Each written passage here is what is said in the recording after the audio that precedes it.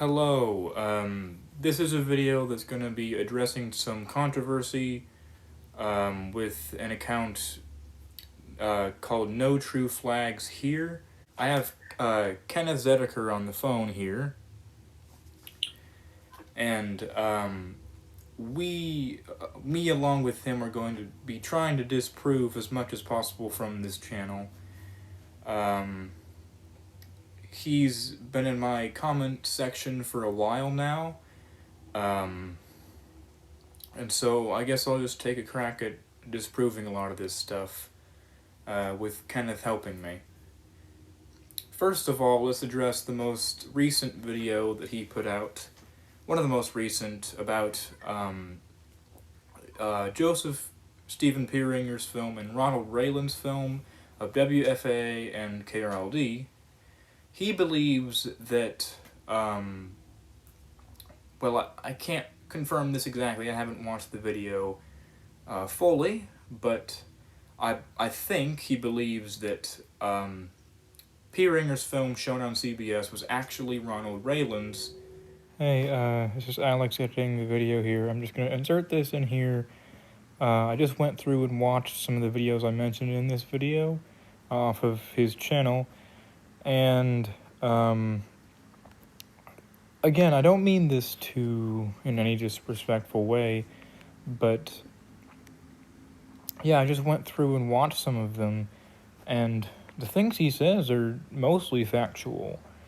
But I was wrong about that.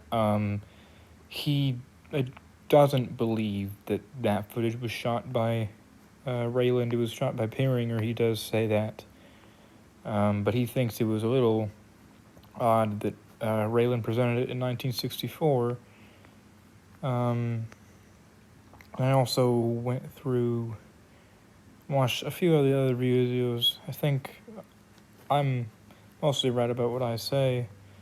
Yeah, I just didn't want to get any comments saying anything like that, so I'll just slip this in here and back to the video. This video will skip around quite a bit on his videos. It won't go in chronological order, but another video I'm going to be, I guess the second one I'll be doing is NoTrueFlags here.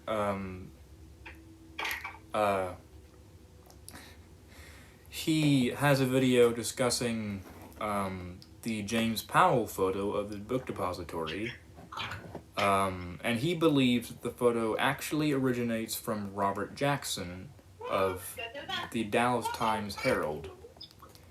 I believe he is false because I have evidence to prove that Powell had a camera before Dealey Plaza. In fact, I have possibly what could be his photo on Main Street, which basically disproves his whole video on Powell's photo. And what's interesting is if you watch his video on this, which feel free to, I don't really care,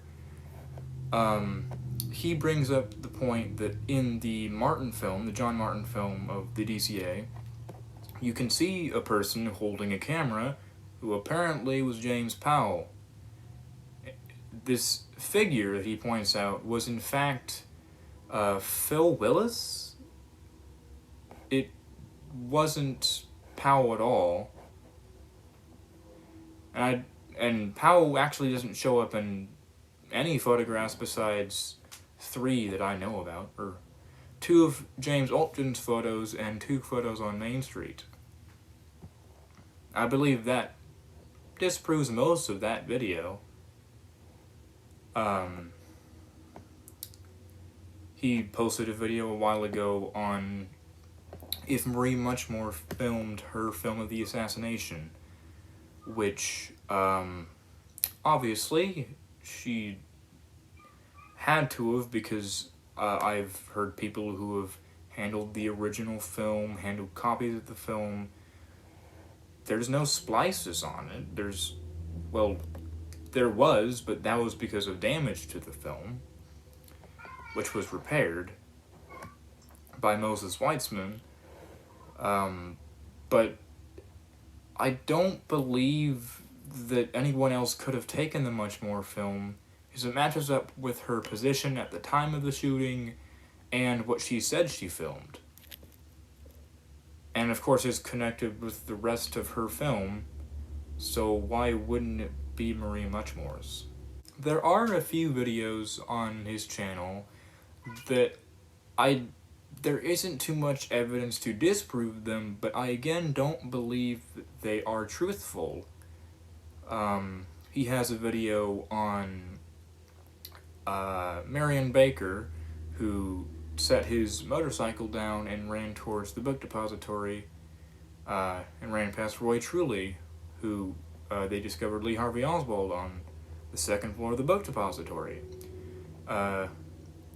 NoTrueFlags here says that supposedly the Darnell film conflicts with Marion Baker's testimony on where he parked his motorcycle, and if you go through the evidence yourself, you'll find that it somewhat does, but I don't think that really proves too much.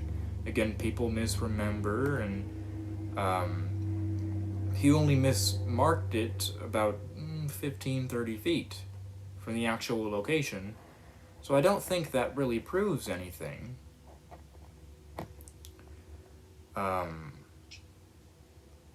Of course, he has quite a few videos, which I'm not going to cover in this particular video, but I posted a video a while ago with a bunch of stuff I got from the National Archives off of their website, and in response to that video, I had put a copy of the Zapruder film in there that was in replacement for something that the National Archives hasn't digitized yet. It was a copy of the Zapruder film. And NoTrueFlags here took this video and tried to prove with it that the copy in the National Archives, which is the Secret Service's, was edited in some way or isn't the copy that they have. But again, I inserted this video as a placeholder because they haven't digitized that copy yet. I don't think they will soon, and so I cannot confirm that that copy is the copy in the National Archives. I don't think it is. And so that disproves that another video of his. Let's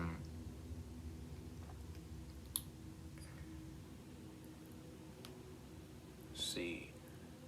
Did you have anything to say, Kenneth?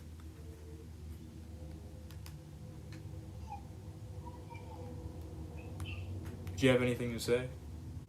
I would have to rewatch and then make notes and stuff. Yeah. Another video I will be addressing that, again, I don't necessarily believe that it's factual completely, but there is some evidence to support it. I'm not trying to prove here that he is in any way a liar, but I do believe that he is either unknowingly or maybe by accident spreading misinformation that he believes is true. He has a video on the Tippit shooting, because there is conflicting reports on when Tippit was pronounced dead and when he was shot. Supposedly he was pronounced dead a couple minutes after he was shot, which is impossible. And if you look through the evidence again, there's evidence to support this. But I don't think that necessarily proves everything that he said in his video about this. There are some things he is right about, but not everything.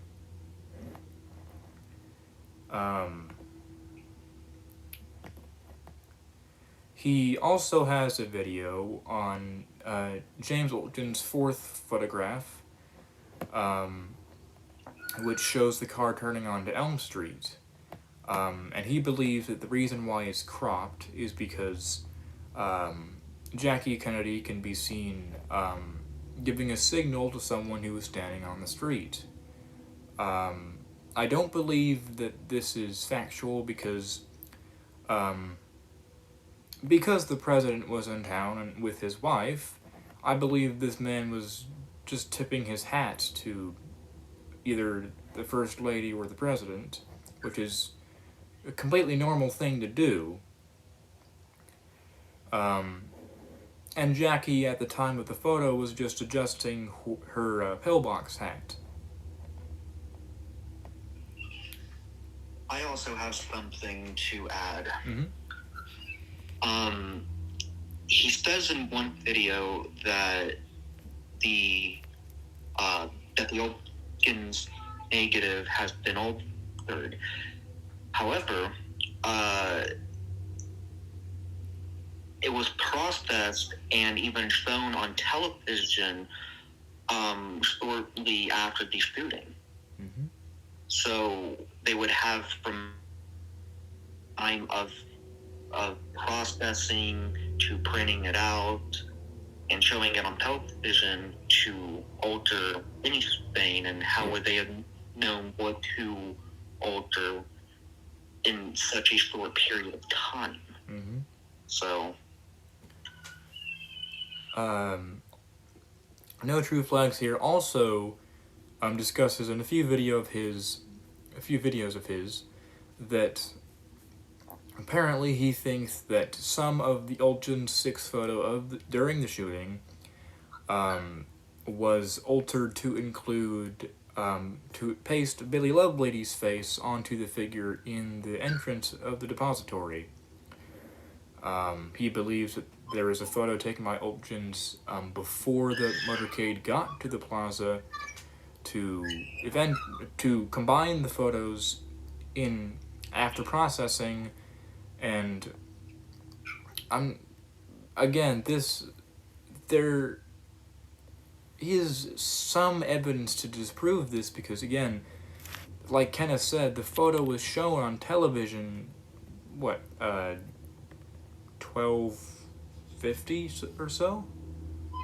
I don't recall when, but I think it was under 2 hours. But don't quote me on it. It's been a while, but I would say it was pretty shortly afterwards. Yes. So.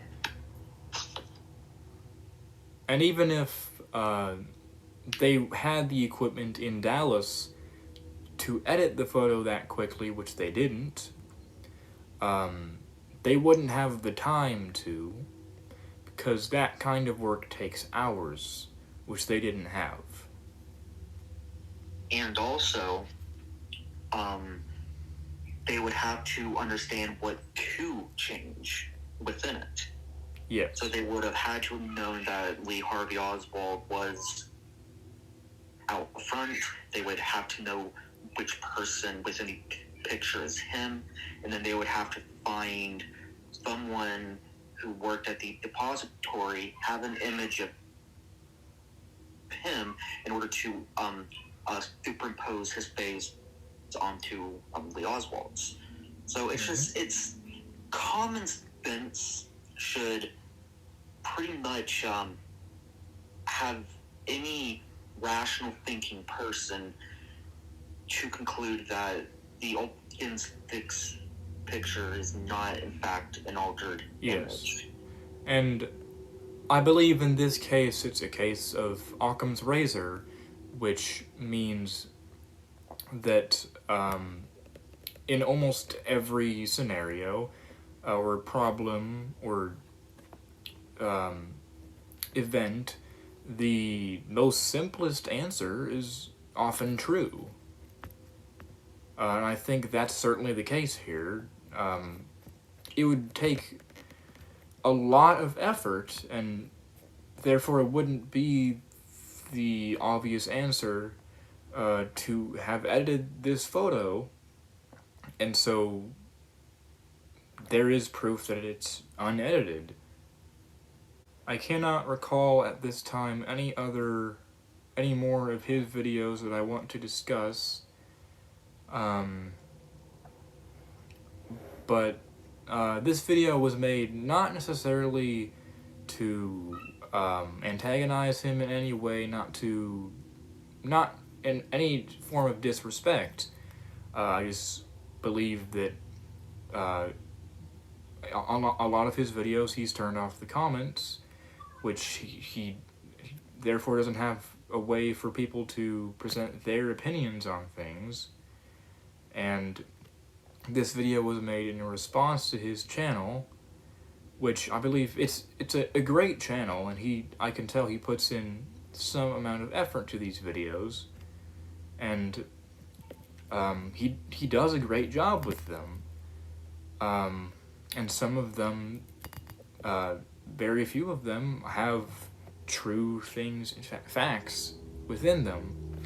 But I don't necessarily think that just because there's facts there doesn't mean all of it is factual.